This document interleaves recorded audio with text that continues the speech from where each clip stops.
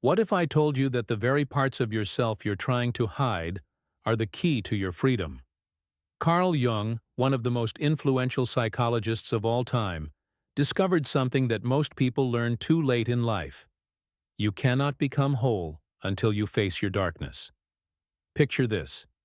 Every time you feel anger, envy, or selfishness, what do? Most people suppress these feelings, pushing them deep into their unconscious mind. But here's what Jung discovered that will change how you see yourself forever. These suppressed aspects don't disappear. They control us from the shadows. Jung called this the shadow self, the unconscious part of our personality that holds repressed emotions, fears, and desires.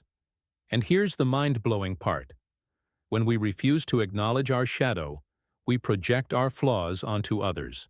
Ever notice how the things that irritate you most about other people are often the very traits you possess, but refuse to admit? That's your shadow speaking. Think about someone who really gets under your skin.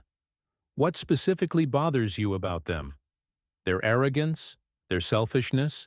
Their need for attention? Now here's the uncomfortable truth Jung discovered. Those traits that trigger you so intensely are mirrors reflecting your own unconscious patterns. But here's where it gets beautiful. Jung believed that confronting and integrating our shadow is essential for personal growth. The more you accept your darkness, the more light you can access. By acknowledging these darker aspects of ourselves, we become more whole, more authentic. We stop living in denial and start taking responsibility for our entirety. So how do you embrace your shadow? Start with radical self-honesty. Keep a shadow journal. When you feel strong, negative emotions toward someone, write down what specifically bothers you. Then ask yourself this powerful question: how might this trait exist in me? This isn't about self-judgment. It's about self-awareness that leads to liberation. Jung said something profound. One does not become enlightened by imagining figures of light, but by making the darkness conscious. When you stop running from your shadow and start integrating it, you'll discover a level of self-understanding that truly has the power to change your life. This is the first step toward becoming who you truly are. The people who transform their lives aren't the ones who pretend to be perfect. They're the ones brave enough to face their imperfections and integrate them into their wholeness.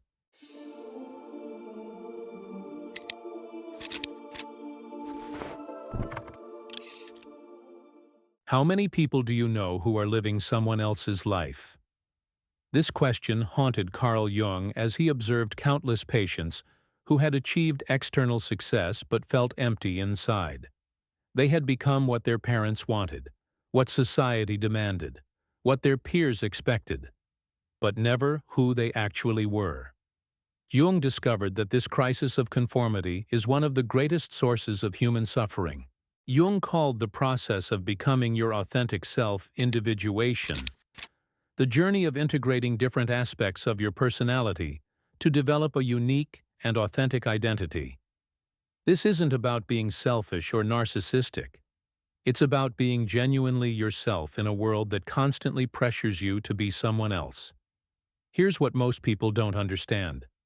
We all wear masks.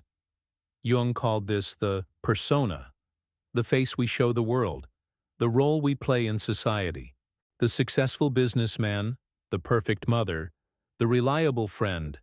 These are personas, not your true self. The tragedy is that many people become so identified with their persona that they lose touch with their authentic nature. The successful businessman forgets the artist within. The perfect mother suppresses her need for adventure and growth. Jung identified 4 psychological functions that we must develop for true wholeness: thinking, feeling, sensation, and intuition. Most people overdevelop one or two while neglecting the others, creating psychological imbalance. The thinking type suppresses emotions and becomes cold and calculating. The feeling type avoids logic and makes decisions based purely on emotions. The sensation type focuses only on immediate experiences while ignoring deeper meanings. The intuitive type lives in possibilities but struggles with practical reality. But here's the revolutionary insight. Wholeness requires integration of all four functions. You need to think clearly, feel deeply, experience fully, and intuit wisely. This integration is what creates a truly individuated person, someone who is whole, authentic, and uniquely themselves. The individuation process requires something most people aren't willing to give: the courage to disappoint others. It means listening to your inner voice rather than external pressures. It means pursuing passions that align with your deeper self, even when others don't understand. It means saying no to opportunities that don't serve your authentic path, even when they look good on paper. Jung said something profound. The privilege of a lifetime is to become who you truly are. But this privilege comes with a price. Society will resist your individuation because people are comfortable with the version of you they know. Your family might not understand why you're changing. Your friends might feel threatened by your growth. Your colleagues might resist your new authenticity. So how do you know if you're not individuated? Do you feel empty despite external success? Do you constantly seek approval from others? Do you feel like you're living someone else's dream? Do you find yourself saying, "I should," more than "I want to"? These are signs that you've lost touch with your authentic self. The path forward requires radical honesty about what truly energizes you versus what drains you. Start engaging in activities that connect you to your deeper self. Meditation, creative expression, time in nature, meaningful conversations. Ask yourself this powerful question: if I had no fear of judgment, what would I do with my life? Jung warned that those who fail to embark on this journey of individuation may achieve external success, but will always feel disconnected from their true purpose. The pain of not being yourself is always greater than the discomfort of becoming yourself. When you commit to individuation, something magical happens. You stop living a borrowed life and start living your own. You become a unique expression of human potential, contributing something to the world that only you can offer.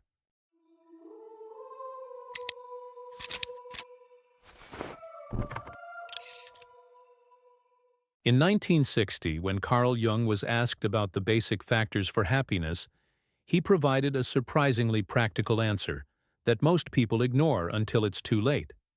He identified 5 concrete pillars that, when cultivated, create a foundation for a meaningful life. These aren't abstract philosophical concepts. They're areas you can work on today that will transform your existence. The first pillar is health, both physical and mental. When we're young, good health feels automatic, almost guaranteed. We abuse our bodies, neglect our mental well-being, and assume we'll always bounce back. But Jung understood something profound. Health is not something you have. It's something you must earn through intentional choices every single day. Sleep, nutrition, movement, and mental well-being aren't luxuries you'll get to someday. They're necessities for a fulfilling life right now. Think about it. When you're sick, nothing else matters. Your relationships suffer. Your work performance drops. Your ability to appreciate beauty disappears. Health is the foundation upon which everything else is built. Yet most people treat their bodies like rental cars they're planning to return damaged. The second pillar is relationships. Good personal and intimate relationships, such as those of marriage, family, and friendships. Jung recognized that humans are fundamentally relational beings. But here's what most people miss. Real relationships only begin after you've been through conflict together. It's not about avoiding problems or finding perfect people. It's about learning to stay connected despite disagreements, to love despite flaws, to grow together through challenges. Many people collect acquaintances but have no real friends. They have marriages but no intimacy.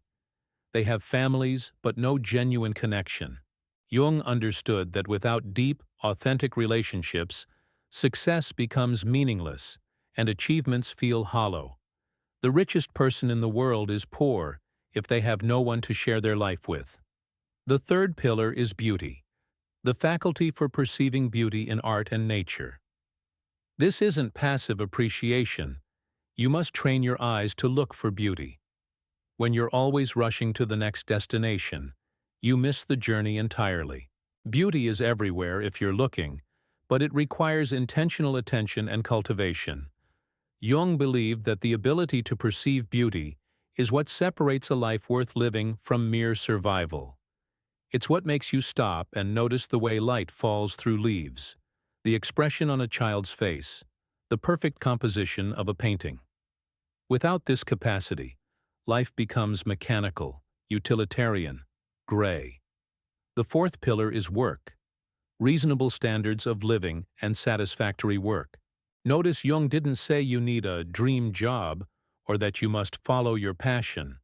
He said you need satisfactory work that provides reasonable living standards. The key is finding some level of meaning and purpose in what you do, or finding ways to align your work with your values. Work that feels completely disconnected from meaning tends to eat away at your soul. But meaning doesn't have to come from the work itself. It can come from what the work enables you to do for your family, your community, your future self. The goal isn't to love every moment of your job, but to find ways to make your work serve your larger life purpose. The fifth and perhaps most crucial pillar is philosophy, a philosophic or religious point of view capable of coping successfully with the vicissitudes of life. Life will test you. You will face loss, disappointment, betrayal, failure, and ultimately death. You need a framework for understanding suffering, setbacks, and the inevitable challenges of human existence. This isn't about specific religious beliefs. It's about having a worldview that helps you find meaning in difficulty, that gives you tools for processing pain, that provides hope during dark times. Without this philosophical foundation, people crumble when life gets hard. Here's what Jung understood that most people miss. These pillars must be balanced.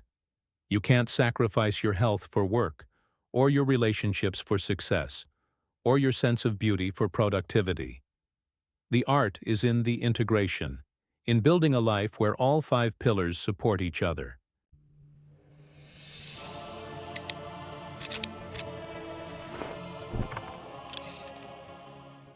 After decades of studying human psychology, Carl Jung concluded that the most important quality for a meaningful life is courage, specifically the courage to face yourself.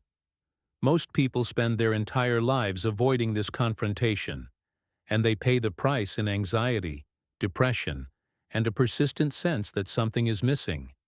This is the final lesson that separates those who truly live from those who merely exist. Jung observed something profound about human nature. The more you run away from your fears, the more life will put you in a position to face them. Reality has a way of forcing us to confront what we've been avoiding. You can face your fears voluntarily, through conscious choice and deliberate action, or life will make you face them involuntarily through crisis, loss, and forced circumstances. But make no mistake, you will face them.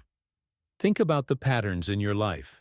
The same relationship problems keep appearing with different people. The same career challenges keep surfacing in different jobs. The same emotional triggers keep activating in different situations. This isn't coincidence. It's your psyche trying to get your attention, trying to force you to deal with what you've been avoiding. One of Jung's most revolutionary insights was that psychological growth comes from integrating opposites rather than living at extremes. Many people live in polarities, all strength with no vulnerability, all work with no play, all logic with no intuition, all giving with no receiving. This creates imbalance and eventually forces a correction, often through crisis or breakdown. The people who age gracefully and maintain vitality throughout their lives are those who learn to hold paradox. They can be strong and vulnerable, logical and intuitive, serious and playful. They don't try to be perfect, they try to be whole.